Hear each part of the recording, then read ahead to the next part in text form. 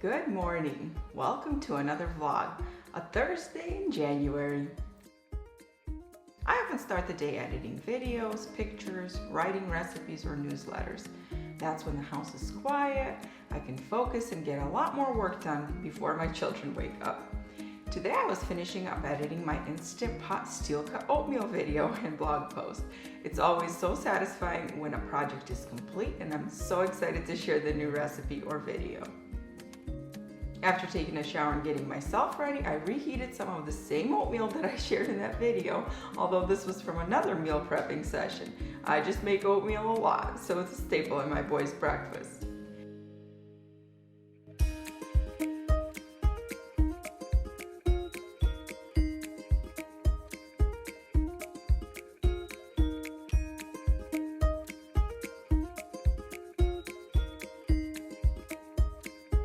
Today we were out of fresh berries, so I added some frozen blueberries and a drizzle of maple syrup.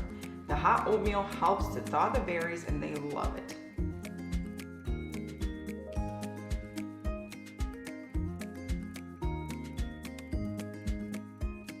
While the boys eat their breakfast, we read some books together. Here are some of the books that we read that day. Not all at once, but during different times throughout the day. The first is a children's Bible that we're reading right now. We just read 1 or 2 stories a day.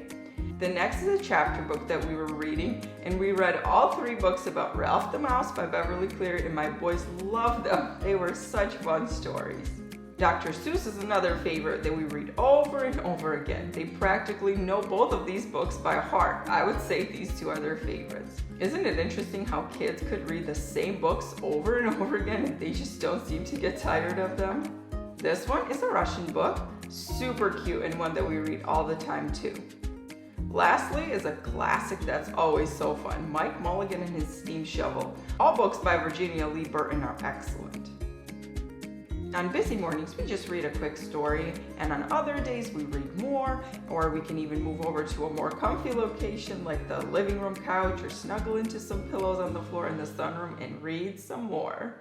We settle in and enjoy the stories. This is one of my most cherished parts of the day, especially after I've been in work mode for a few hours. It helps to calm me down and focus on my most important priorities, my children. They're so cuddly and happy in the mornings, and we all enjoy this time together. Some days we read a whole stack of books, and other days just a few. 95% of the time, no matter what, we read at least 1 book in the morning and another before bed. I've always loved books, so it makes me so happy to share this with my children too.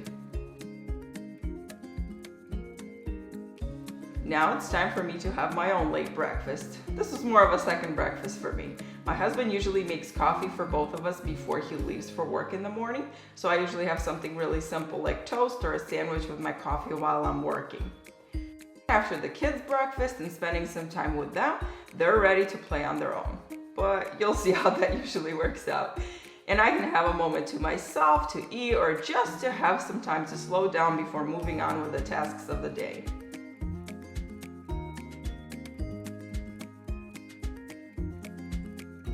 I prefer eggs for my breakfast. Today I simply scrambled the eggs, sprinkled them with queso fresco. I love this stuff, and some green onions. I also mashed up an avocado with a bit of lime juice, salt, and pepper. Love avocados too. I could have them for breakfast every day.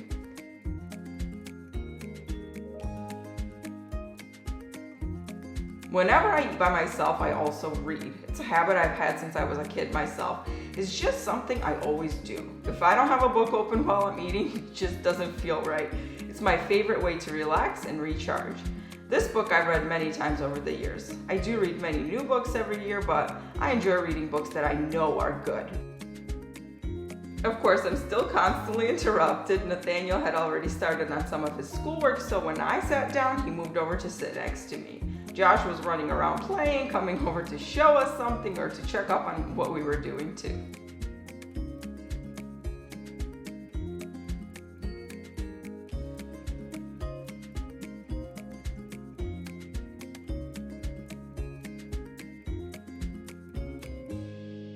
After I eat, we move on to more school and we go through their lessons together. Some parts we do together, and other times I work one-on-one with each of them.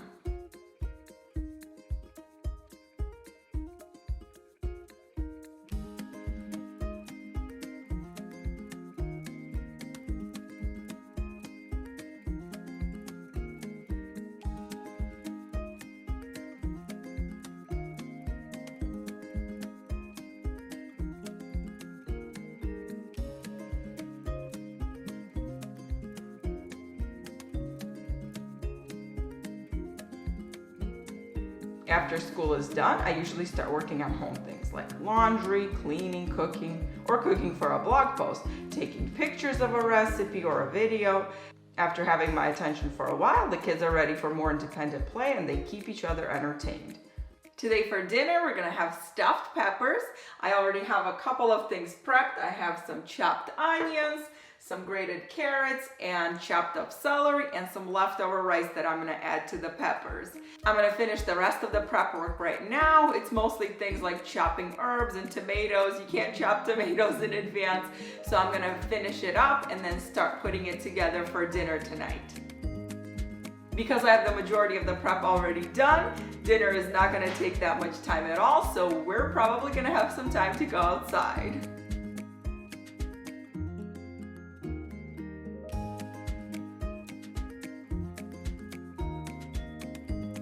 Sometimes I cut the tops off the peppers and stuff them that way. It really depends on what I'm in the mood for, no other particular reason. Cooking is such a breeze when some of the meal prep is done. It takes so much less time and is so much more enjoyable. I don't get as burned out from cooking because I just open up the containers and use those ingredients that my helper Olga cut up for me to use now.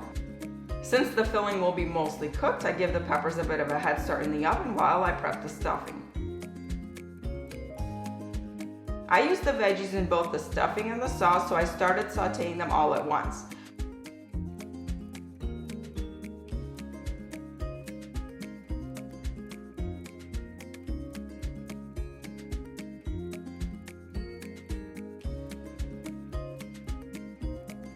One way I avoid using too much oil when sauteing veggies in stainless steel cookware is to add a bit of water when they start sticking to the bottom of the skillet but aren't cooked through yet. The water deglazes the skillet and helps to give some steam for the veggies to keep cooking. After the vegetables are soft, I set aside part of them to be used in the sauce later and leave the rest in the skillet to continue making the stuffing. The peppers were done cooking, so I took them out of the oven. I added some ground beef to the skillet and seasoned it with salt, pepper, and some dry herbs and spices.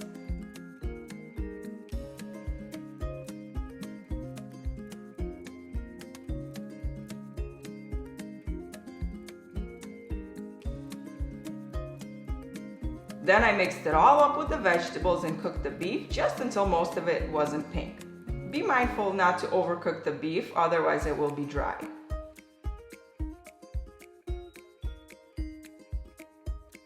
When the peppers are cooked in the oven, they have some liquid come out and pool in the bottom of the peppers, so I poured it out. The peppers were still really hot, so you might want to wait until they cool off a bit more.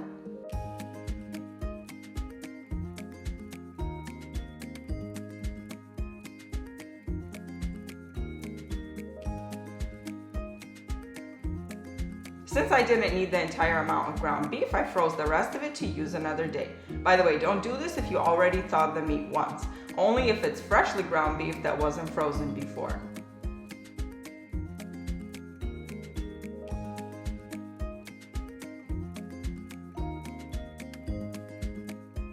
Add the cooked beef and vegetables to a large mixing bowl, then add the rice, the tomatoes, parsley, an egg, and some grated cheese.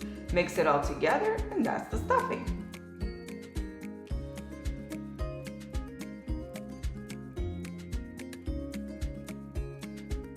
I used the same skillet that I used to cook the stuffing to cook the sauce. I returned the vegetables that I set aside earlier to the skillet, added some garlic and tomato sauce. Sometimes I use canned diced tomatoes or crushed tomatoes instead, but today I had some leftover sauce from another dinner, so I used that instead.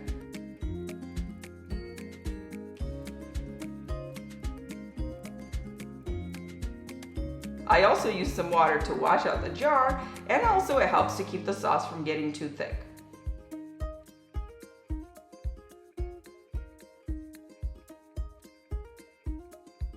When the sauce was done, I spooned some of it into the bottom of the baking sheet and started stuffing the peppers.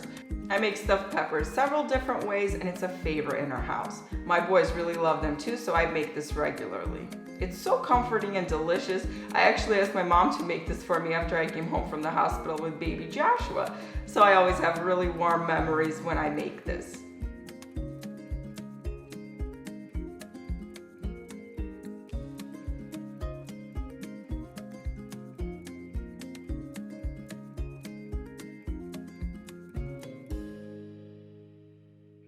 I added more sauce on top of the peppers, and that was ready for the oven.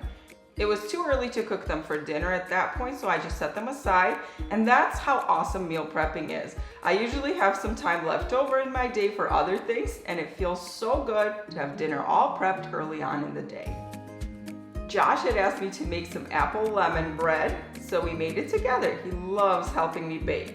I'm getting all the ingredients together to make apple and lemon bread, and I forgot to take out the eggs to bring them to room temperature. So I filled up this bowl with hot water, put the eggs in here, and they're gonna be warm in just a couple of minutes. I did remember to take out the butter, so we're good there. How come they're in the water? They're taking a little bath so they get warm. Oh. Is that warm water? Yeah. You wanna touch it? It's not hot, it's just warm. Oh. Anyway, this recipe is super easy. It's really homey and comforting, and it's the perfect recipe to make with kids because it doesn't take a lot of time and a lot of different steps. So Josh was gonna help me. Nathaniel, do you wanna come help? He's busy over there building his Lego, so probably not, but we'll see. If he wants to join us, he can. We creamed the butter and the sugar until they were pale yellow and fluffy.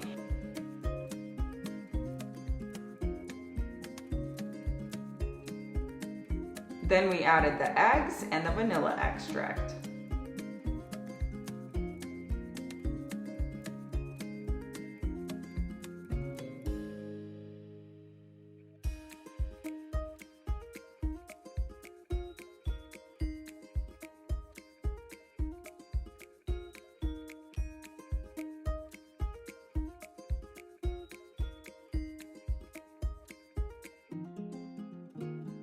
We mixed all the dry ingredients together, the flour, baking powder, and salt.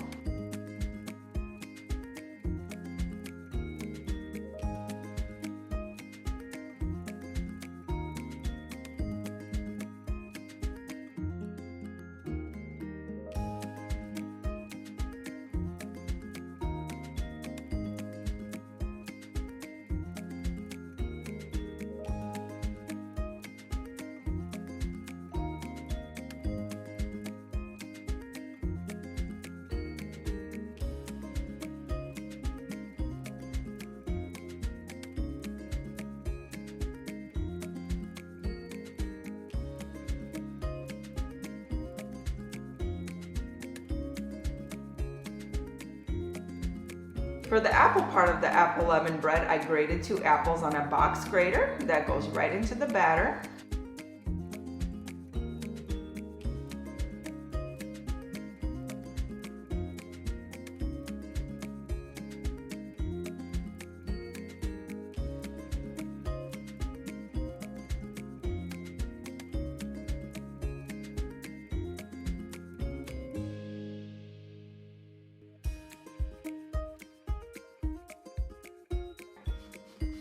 The lemon zest really gives this bread the best lemon flavor.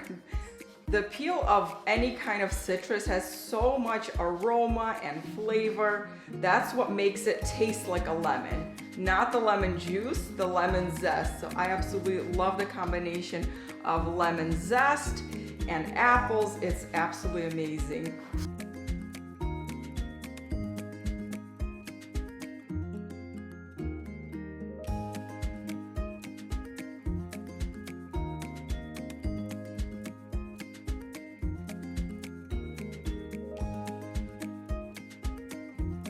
I bake the apple lemon bread in a regular loaf pan like I do for bread or banana bread. So into the oven it goes. While the bread is in the oven, I have time to clean up my mess, and then we still have some time left over to go and enjoy the fresh air and sunshine before my husband comes home and I have to get the dinner in the oven.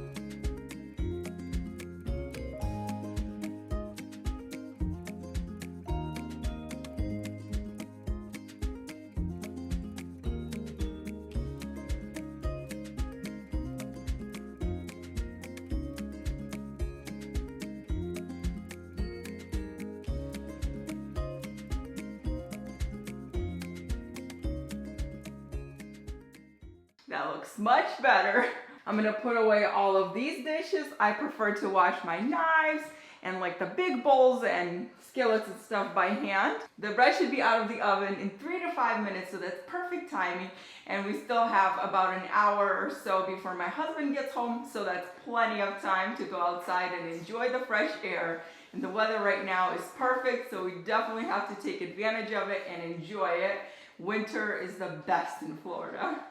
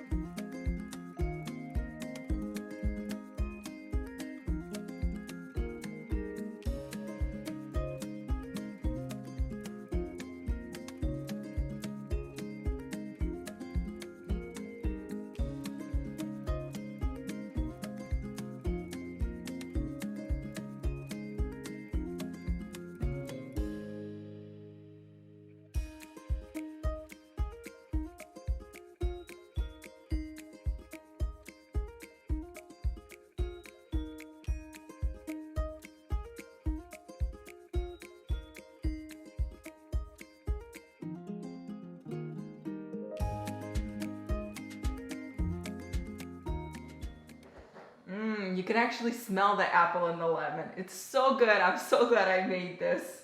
It's really tender, very simple, and just the perfect thing to have on a weeknight with your family. Even though the center pieces are the softest and most tender, I still love those end pieces. They're so good.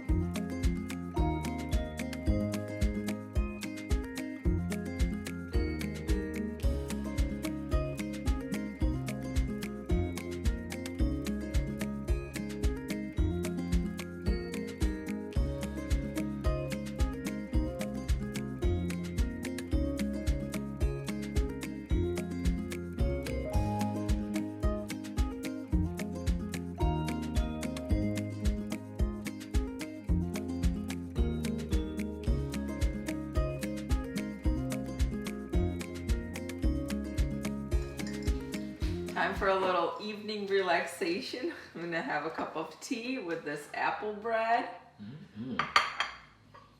Sergi? I already had some earlier with the boys. So good. Dinner was really yummy. I love stuffed peppers. Did you enjoy it? They were really good. Very tasty. What do you think? Now it's soft and moist. You can have some of your tea. Yep. Still brewing though. Hey, you want some? Thanks for hanging out with me today. A day at home where I was just with my family. But you know what? It's the best place in the world for me. I love being home. I love being with my family. And even though nothing really special happened, just being with family is the most special thing in the world. Until next time. Bye guys.